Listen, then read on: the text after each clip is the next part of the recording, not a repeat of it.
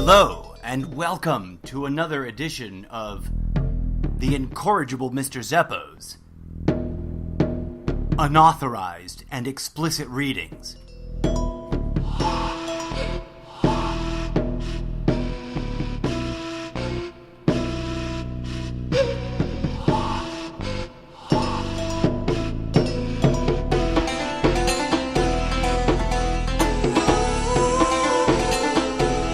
This show is made possible by your support on my Patreon page and my day job. Special thanks to the love and support from my family.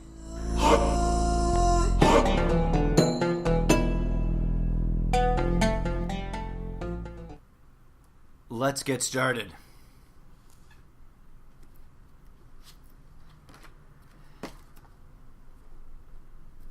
The subject of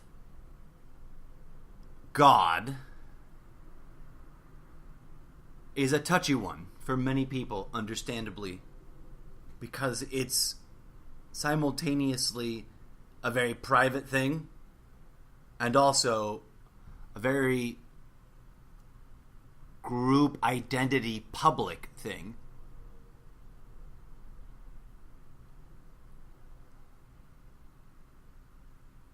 It's a subject I've wrestled with my entire conscious life, from the very first time it was ever introduced. As I'm sure many have tried or are trying, I put on the atheism hat really hard, for as hard as I could.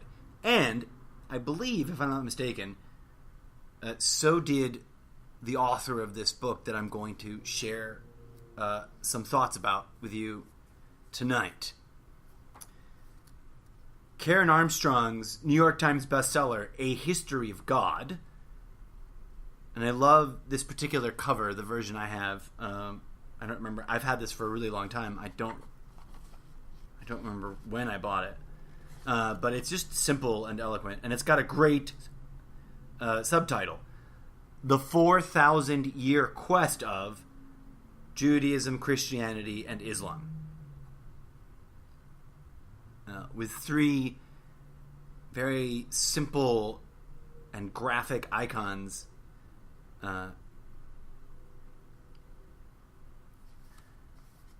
Anyways, the cover's gorgeous. Karen Armstrong, to give you a brief bit of context, felt a strong calling at a young age to join a sisterhood, became a nun. And as she explains in her introduction and in various parts of her book, she struggled with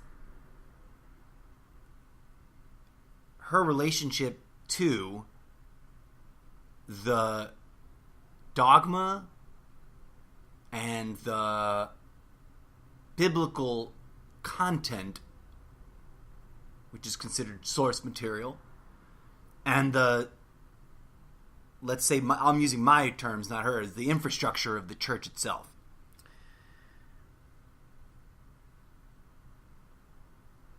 And I want to drop in on page XIX. What is that? That's 19. Page 19 of the introduction. Sorry. Takes me a second to translate Roman numerals in my head. She's talking about having spent many years... Well, I'll just read from here. Despite my years as a nun, I do not believe that my experience of God is unusual. My ideas about God were formed in childhood and did not keep abreast of my growing knowledge of other disciplines. Okay, let's stop and discuss that for a minute. Let's be really real about religion and about faith and about the thing that which we call God. And I use that phrase. I don't know that I coined it, but if I lifted it from somebody, I did it unconsciously, and I don't know whom. So forgive me if I don't mean to be caught in any plagiarism there. But the thing that we call God, or that which we call God, I use that term because after many years of believing and of not believing and of searching and searching and searching and of comparing. My personal journey that has brought me here to this moment, sharing with you, unsolicited, my thoughts on the most divisive single three-letter word in the history of the species.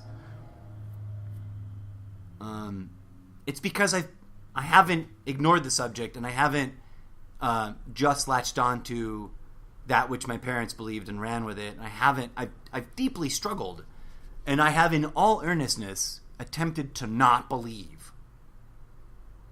In fact, I currently sort of try to reject the use of the term too often. But I digress. This point that she makes, I think, is worth pairing, if I may get metastructural on your asses, with the one in the previous episode. If you haven't heard Rediscovering Watts, wait for it. You'll get there, and it'll rock. I think his point is incredibly salient to what she just said. Okay? Moving on. Karen Armstrong continues, I had revised simplistic childhood views of Father Christmas. I had come to a more mature understanding of the complexities of the human predicament than had been possible in kindergarten. Now, let's pause here for a minute. And she's talking about our relationship inside our minds with two different things.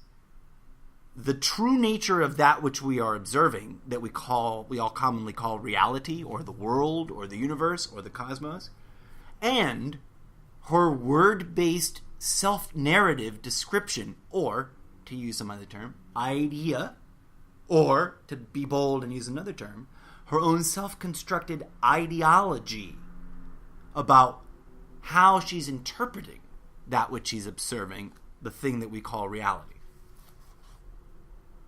Really contemplate that with what Alan Watts said in episode 1. But I digress and continue. Yet my early, confused ideas about God had not been modified or developed. People without my peculiarly religious background may also find that their notion of God was formed in infancy. Since those days we have put away childish things and have discarded the God of our first years. Let me pause here. For anybody who's a true believer, we're not talking about discarding God. Or even more clearly, we're not talking about discarding the whatever God is. We're talking about discarding our outdated or overly simplistic idea or model or construct of what which we call God actually is. I'm going to read a little bit more, and then I have to stop to respect the typical rules about over-reading from books. And this is salient here. Let's really sink in with this, folks. What she's about to say, I think, rocked my universe when I first read it in a way that I'm yet to completely recover from.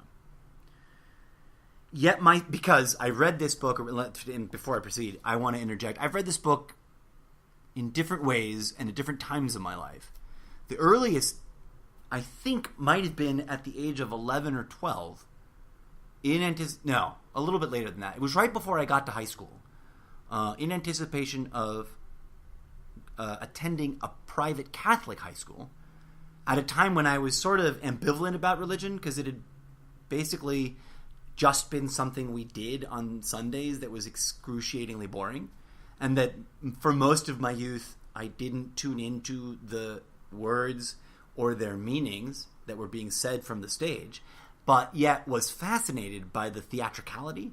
I was lucky enough, I guess, to go to a very, from my understanding, very open-minded set of Catholic churches that were very on the edge of progressive, even for the time that I'm referring.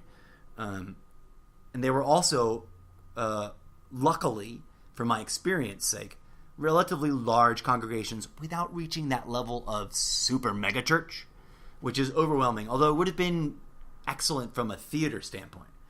But I don't want to go too far down that rabbit hole. That's a whole criticism of megachurches and how it's more it's obviously more theater than even the most theatrical of shenanigans of church.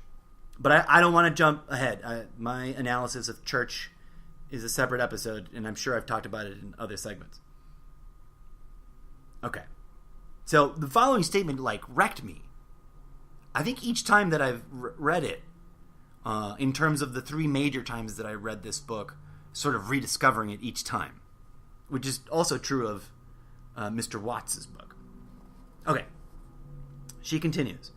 Yet my study of the history of religion, lowercase r, has revealed that human beings are spiritual animals. Indeed, there is a case for arguing that Homo sapiens is also Homo religiosos. Men and women started to worship gods as soon as they became recognizably human. They created religions at that same time as they created works of art. Okay. This is deep and profound. And it is something that our postmodern society, very low-key, but aggressively encourages everyone to ignore. Let's really unpack her sentence. The human being, which we're going to accept that we're talking about God exists here. Although, like I was saying, I believe this author lived a few years of her life trying to be an atheist, as have I. So I'm not intending to disrespectfully make an argument against atheists. I'm trying to bridge that gap by saying, just like with science, the real thing that is God has no beef with atheists, and atheists should be down with the real thing that is what we call God, because it is not the God that atheists are opposing. And for real history buffs, you'll know that most atheists today sort of seem to express a lack of familiarity with the fact that atheism is a contraction of anti-monotheism. Let that sink in. Anti-monotheism. Atheism is not, as it is currently expressed, a belief in the non-existence of God, or an expression of a lack of belief in God, or a divine thing, or a higher spirit, or a consciousness that operates all of the universe. It is a rejection of another form of theist theory, because let's be honest, folks, all of our religions are just theories, because they are constructs of words, trying, and sometimes unpurposely being led astray from an accurate description of the divine process, which is much more complicated than any of our religions allow us to understand. So, my atheist friends, if there are any of you trying to listen to this episode, trust that I speak to you with love and compassion and not trying to argue and say that you're wrong about anything. I am trying to let you know that you might not have a full context of what just like America doesn't understand its founding fathers very well anymore, except for the real history buffs, and they have their disagreements. Atheists have a lack of, their culture is sort of getting generic, and it's sort of just adopting an inaccurate generic rejection of God, which we were just addressing in a way, and I'm trying to posit that what's really being rejected in atheism is the ideological construct of the personified God that the religions operate or peddle or sell or cram down our throats. Let us digress. Humanity is an animal, a part of nature, an inseparable part of nature. Curiously, not only does every individual human being share an incredibly high rate of similarity in genetic material, but so do we share pretty high percentages of genetic material identity, the genetics is identical to other species. I know there's a bunch of conspiracy theories about genetic manipulation. We're not addressing that today. That's for a different segment. Karen Armstrong says that her life's research of religion has led her to believe that if even setting aside the major religions that exist today, for the entirety of our repetitive lives here on this womb that we unfortunately have convinced ourselves is a place, have always been spiritual. Now, spirituality is defined differently than belief in religion, categorically. And let's be clear on that, because many people, unfortunately, and for whatever reasons, either on purpose or through lack of comprehension or lack of familiarity, try to conflate them. And here I propose to you is my humble way of distinguishing them. Spirituality. Okay, let's put. I think I made a meme about this once because an image is coming to mind, or maybe I'm supposed to make this meme now. But spirituality is a direct, phenomenological, and yes, Bradley, that's a real word. I can read your mind. I know you doubt that it's a real word. You haven't bothered to look it up in the dictionary like I told you. Have you? Spirituality. Sorry, that's a running gag. Forgive me. Spirituality is a direct, personal, phenomenological communion with whatever divinity is, and generally isn't all that interested in labels. Although throughout time and different cultures, spirituality systems have defined labels to try to grapple with the interesting infinite fractal layers of the rest of reality that we currently don't have access to right now because of our own brainwashing. Religion, on the other hand, so spirituality is a direct experiencing, in other words, to put it in less academic terms for everybody, is a direct being with that which is divine, or an attempt to, a seeking of that, right? There should be no authoritative dictums made by anyone. A real guru is never your master and is never should never be profiteering on you. A real guru is one who understands that he is you in a different vessel and has some things to share with you.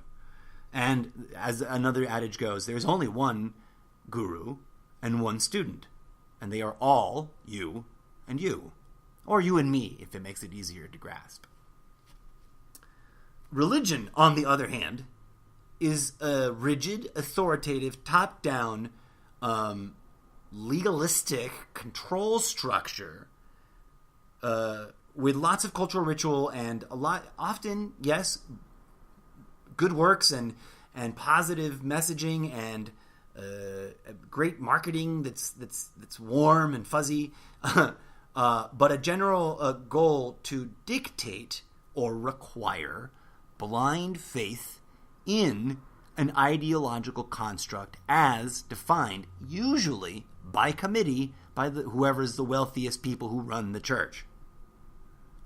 And that dictate for blind faith is permanent, but that the content and the interpretation of the content is constantly at the whim of the egos who are collecting the money. I say this not because someone else told me, but because I, like Karen Armstrong in my own way, struggled with the questions that she brings up and did my own research. And I propose to you that in the simplest of terms, what I've just stated can be shown to be true and is very difficult to debunk. Obviously, there are examples of wonderful churches and synagogues and temples where there's no profiteering going on and people are really locally connected and the community is really helping the community and all that. And I'm not saying that is not so. But at the organizational level and at each root of these mega organizations, there is profiteering, there is corruption, and there's all kinds of poor interpretation of whatever divine messaging was part of the originating impetus to form these structures. Whereas, so when you join a religion, that religion tells you this is what you need to believe, and don't question it much. Although if you do question it, we've got these awesome formulaic answers, or whatever wild new things people who've already been brainwashed to blindly believe in this come up with. It's a self-perpetuating system, and it is, by definition, ideology. Now, I'm going to take it one step further, my friends. It is my thesis and proposal, I think, original. I'm not sure if others have said this in these exact terms. Maybe they have, and I'm just being a horrible, uncreative renegade. But I posit to you, all ideology, regardless of how warm and fuzzy it might be able to, inspire people to feel at times, all ideology is mental slavery. Spirituality, a genuine spirituality. Mind you, lots of people dress up a religion as a spirituality. A true spirituality is unique and collaborative in the community. Based on my observations in the real world, in the field, as it were, and my research into other people's research into organized religions and the histories thereof, Karen Armstrong being just my favorite example out of many that I've sat through in my life, or diligently read with burning passion, because I wanted to find the best of the best to try to make it all make sense.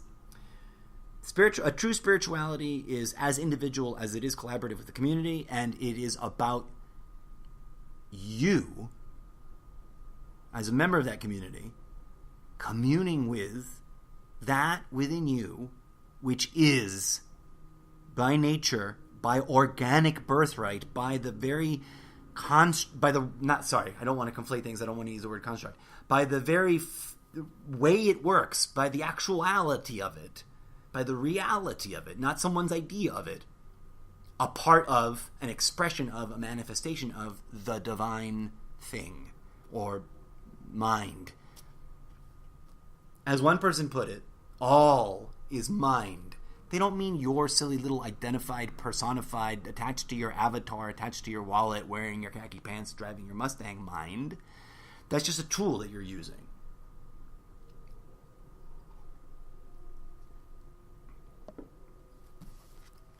What I love about Karen Armstrong's book is that she's very sincere in expressing her search and sharing with you the beauty of the three religions that she explores, the true beauty of the spiritualities that inspired the religious organizations. I propose to you that there is a much neglected, much forgotten, much ill-practiced or not practiced at all Christian spirituality. Many people are doing it. I'm not saying no one is. But in terms of, you go to any average general Joe Schmo church, especially in the more conservative, more uptight, more money-oriented types of places, because there are whole swaths of everyone's separating. The poor are getting poorer over here, the rich are getting richer over here. Everybody's praying to Jesus, and nobody's doing what Jesus taught. That exact same thing, that exact same critique, can be laid at all the religions. No offense to my Muslim friends, no offense meant to my Jewish friends. There are, of course, in each and every religion that exists out there, beautiful examples of wonderful people who either get it and are on an actual spiritual path, using the particular roadmap provided by that particular spirituality that became a religion. But most are not, sadly. Which is why you see Christians killing Christians. Never mind, everybody killing others of other religions. You see Muslims killing Muslims. Buddhists killing Buddhists, for fuck's sake.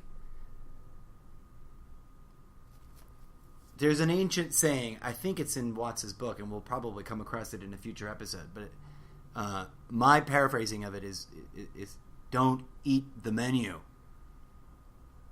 You're supposed to eat the food, yo. That's me putting it in postmodern terms, in urban terms, because I'm an urban person whose English is a second language to me, and I learn from Encyclopedia Britannica.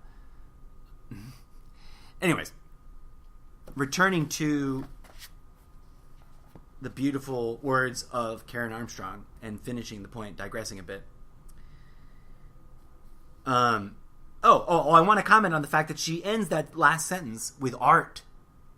We have been spiritual animals and artist animals since before we could write sentences, since before we bothered to come up with words, and that's sort of really important.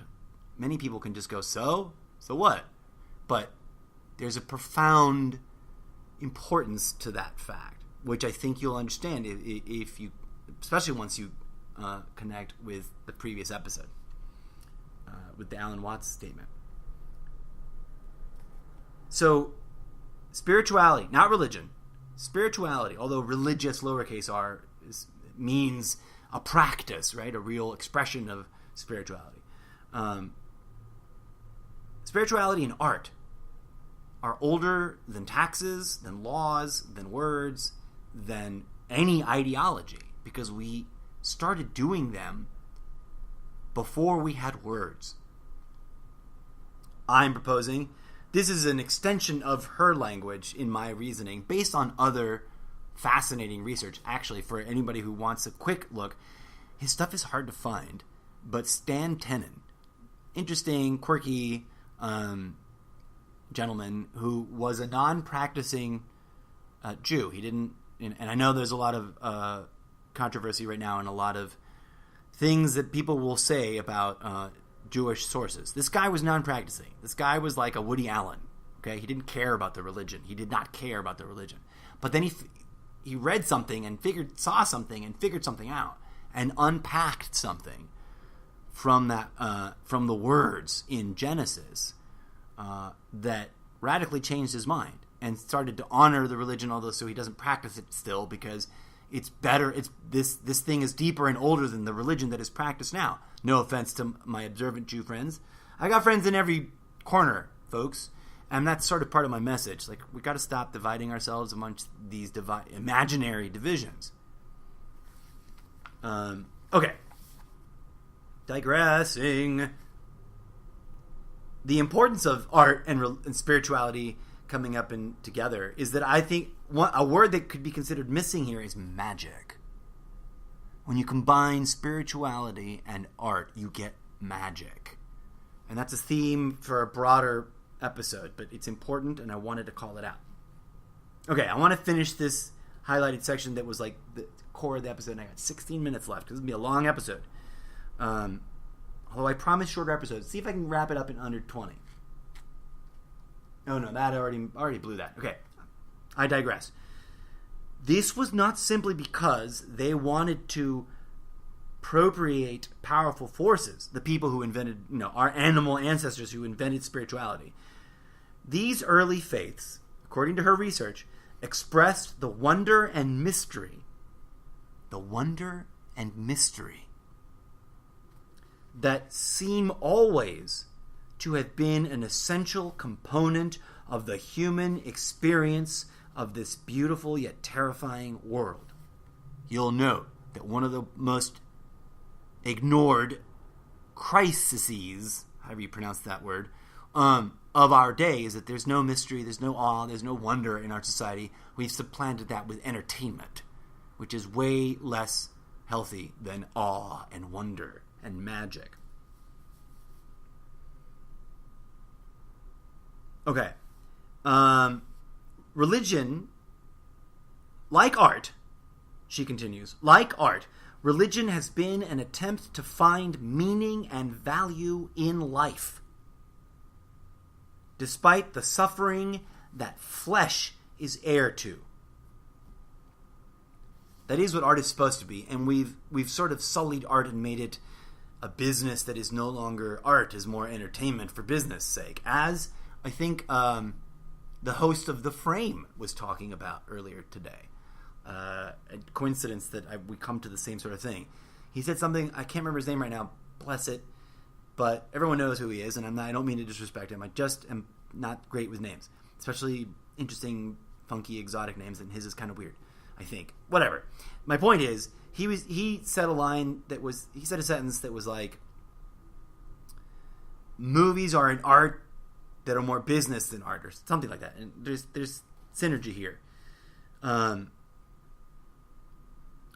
Art and spirituality are an attempt to find meaning in life. What is the most common malady? Excuse me. What is the most common cause of stress and anxiety and pain and suffering in people today? A lack of sense of meaning. An inability to grasp, like, where does the meaning come from?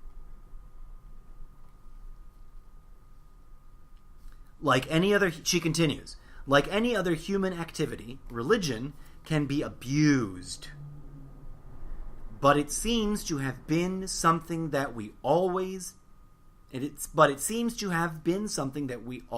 done. Interesting phrasing. Must be English. It was not tacked onto a primordially secular nature by manipulative kings and priests, but was natural to humanity. Let me interject here. The most direct criticism that can be made of all religions right now is that they are one of the tools of society's oppressors. They are an ideology. Ideology is mental slavery. They are a revenue stream. And I'm sure some of you listeners are well enough aware of all the different flavors of conspiracy theory. Let's not go down that rabbit hole now. Let's stick to what she's talking about. So religion, or rather spirituality, I would imagine is what she's actually referring to. It was not tacked on to a primordially secular nature. So when we were early in our humanness, our transition from a more brutish animal state to a more self-aware state, this spirituality was happening. And what the manipulative kings and priests did was hijack the consensus practices and reduce them to ideological constructs, therefore enslaving us and abusing us with them. Indeed, she continues in her introduction, indeed, our current secularism is an entirely new experiment, unprecedented in human history. We will have to see how it will work. It is also true to say that our Western liberal humanism is not something that comes naturally to us. Like an appreciation of art or poetry, it has to be cultivated. Humanism is itself a religion without God. Not all religions, of course, are theistic. Our ethical, secular ideal has its own disciplines in mind and heart and gives people means of finding faith in the ultimate meaning of human life that were once provided by the more conventional religions. That's an important statement right there. What she basically said was, once you figured out that you could turn real spirituality into ideology and therefore a capital R religion, and not a religion that's whatever it was inspired by, it no longer genuinely provides that direct communion, but rather controls the way you think, then you can turn anything into a religion. Full circle here, that happened to atheism. Atheism was initially, by its founding fathers, they were the people who were first called atheists by the religious institution oppressors at the time, because religion was already corrupt. That's what the atheists were doing. They were calling out the corruption. Who else called out corruption in their religion of their day? Oh, Jesus did. Buddha did. Muhammad did. Abraham did. I'm pretty sure Krishna did. Maybe he didn't. I'm not sure. But I think that there's a theme here.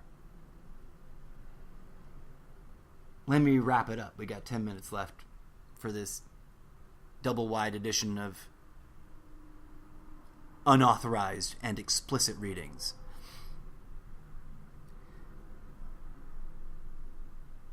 I always say this to people because I know they haven't, and I know they probably won't, but it's there to tickle their mind and go, what does he mean by that?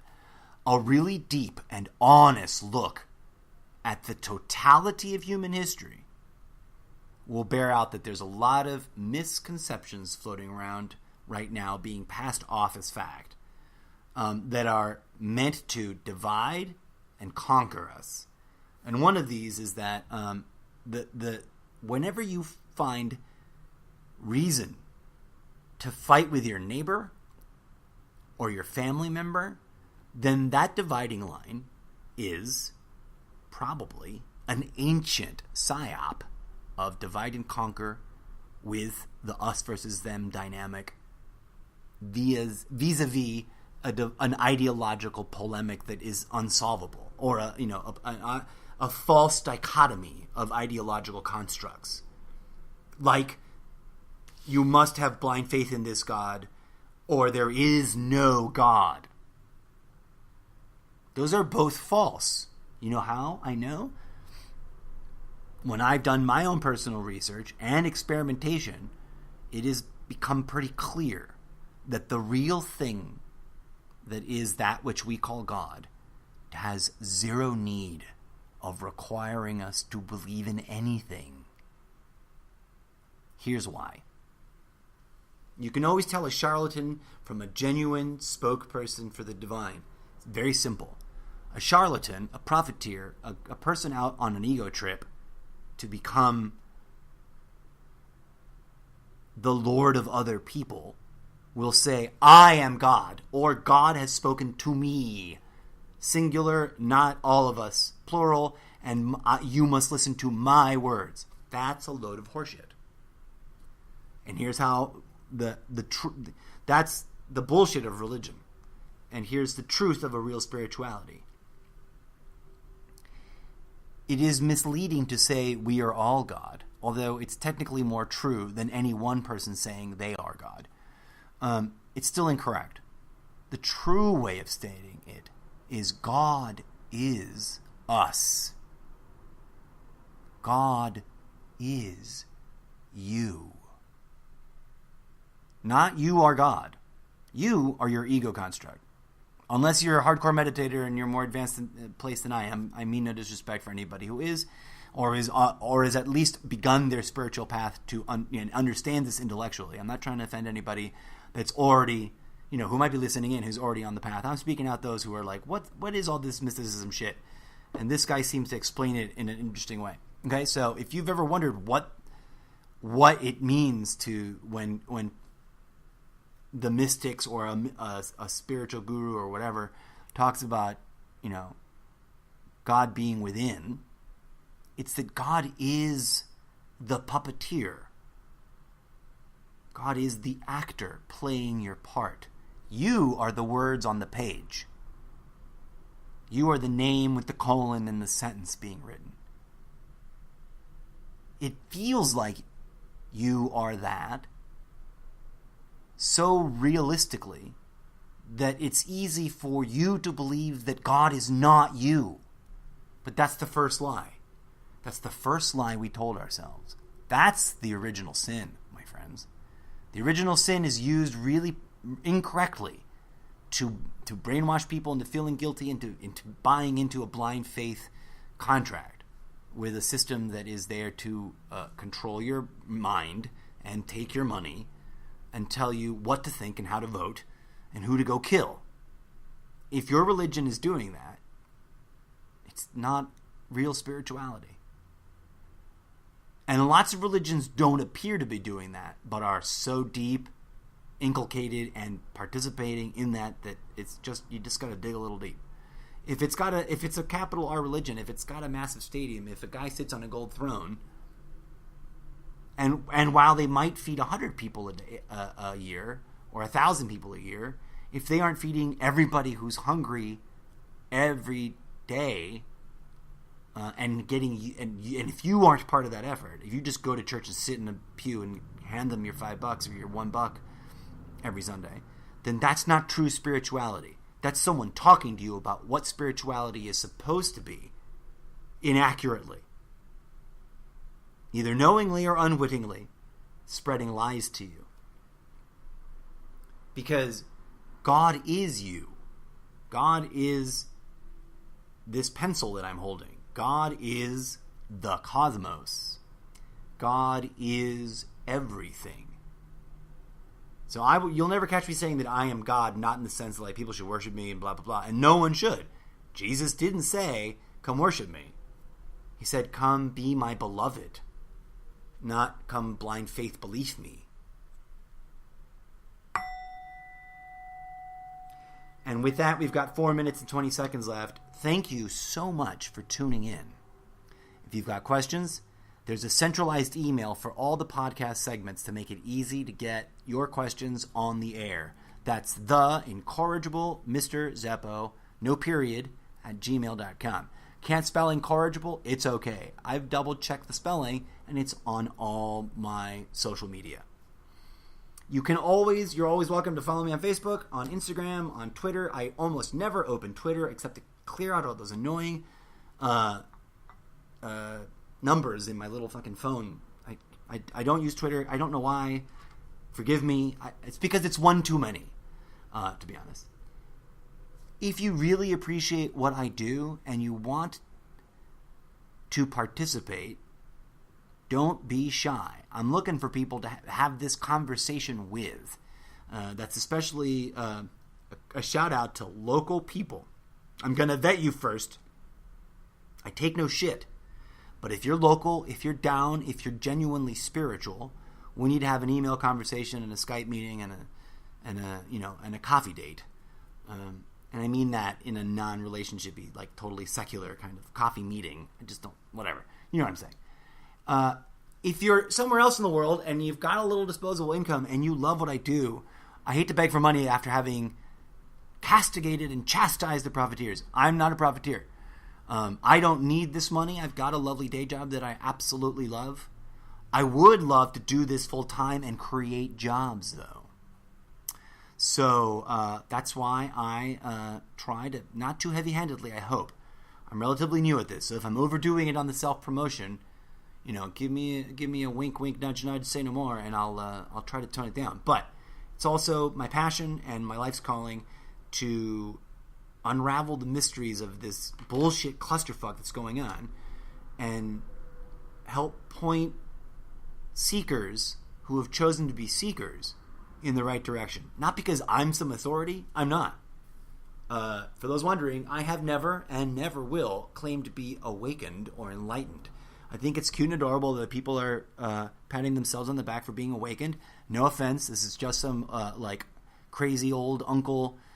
I'm the crazy old uncle that knows a shit ton more than you out of your family. And nobody's awake yet.